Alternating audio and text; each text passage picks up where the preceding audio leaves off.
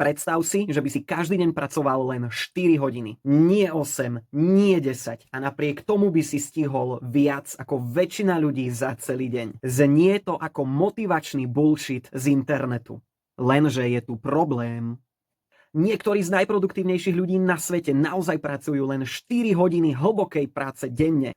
A zvyšok času oddychujú, premýšľajú alebo žijú. Otázka je, ako je možné, že niektorí naozaj stihnú za jedno dopoludne viac ako iní za celý týždeň? Odpoveď je v pravidle, ktoré väčšina ľudí úplne ignoruje. Ale skôr, než ti ho vysvetlím, musíme si priznať jednu nepríjemnú pravdu. Skús si spomenúť na svoj posledný pracovný deň. Otvoríš notebook, e-mail, správa, telefonát, meeting, potom ďalší e-mail, ďalšia správa a zrazu je 16:30. A ty máš zvláštny pocit. Bol si celý deň zaneprázdnený, ale tvoja najdôležitejšia úloha sa pohla možno o 10%. To nie je náhoda. To je systém. Moderný pracovný deň je navrhnutý na reakcie, nie na tvorbu. Reagujeme na e-maily, správy, kolegov, klientov. A mozog je tak neustále prepínaný medzi malými úlohami. Lenže mozog potrebuje práve úplne iný režim. Režim, ktorý dnes takmer nikto nepoužíva. Tento režim sa nazýva deep work. A keď sa doň dostaneš, stane sa niečo zvláštne. Úlohy, ktoré by normálne trvali 4 hodiny, zrazu trvajú len 1 hodinu. Ale je tu jeden háčik. Dostať sa do deep work, hlbokej práce, je dnes extrémne ťažké. Mozog väčšiny ľudí dokáže zvládnuť len približne 4 hodiny hlbokej mentálnej práce denne. Nie 8, 4. To znamená, že ak dokážeš vytvoriť 4-hodinový deep work, si produktívnejší než väčšina ľudí pracujúcich celý deň. Ale väčšina ľudí to nikdy nedokáže a dôvod je veľmi prekvapivý.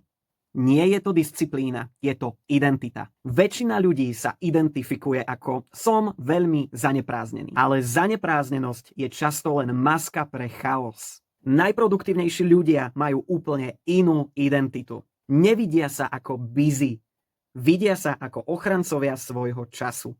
Ich kalendár nie je plný meetingov, je plný blokov koncentrácie. A teraz prichádza otázka. Ako vytvoriť 4 hodiny deep work v reálnom živote?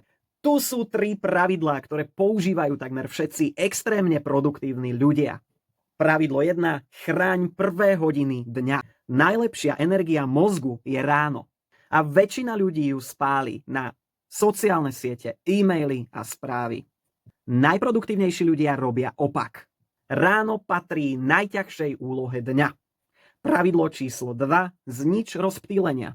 Počas deep work žiadne notifikácie, žiadne správy, žiadny e-mail. Pretože každé prerušenie ťa môže stáť až 20 minút koncentrácie. Pravidlo číslo 3. 1 misia denne. Nie 12 úloh, 1. Ak ju dokončíš, deň bol úspešný. A tu sa zrazu stane niečo zvláštne. Ľudia, ktorí začnú používať tento systém, zrazu zažijú rovnaký moment. Je 11:30 do poludnia a oni si zrazu uvedomia, že tá najťažšia úloha dňa je hotová. Teraz si predstav, že by si takto pracoval celý rok. 4 hodiny hlbokej práce denne. To je viac než 1000 hodín hlbokej práce za rok. A to je čas, ktorý dokáže vybudovať biznis, napísať knihu, naučiť sa nový skill alebo úplne zmeniť život. Na začiatku som povedal, že niektorí ľudia dokážu stihnúť za jedno dopoludne viac, než iní za celý týždeň. A teraz už vieš prečo. Nie je to talent, nie je to motivácia. Je to schopnosť vstúpiť do režimu, v ktorom dnes pracuje len málo kto. Deep work. Skús zajtra jeden experiment. 90 minút úplnej koncentrácie. Bez mobilu, bez internetu, len jedna úloha. A potom mi napíš do komentára 4 hodiny.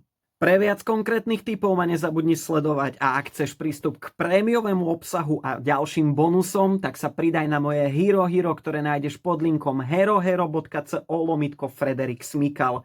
Link nájdeš aj v popise tohto videa.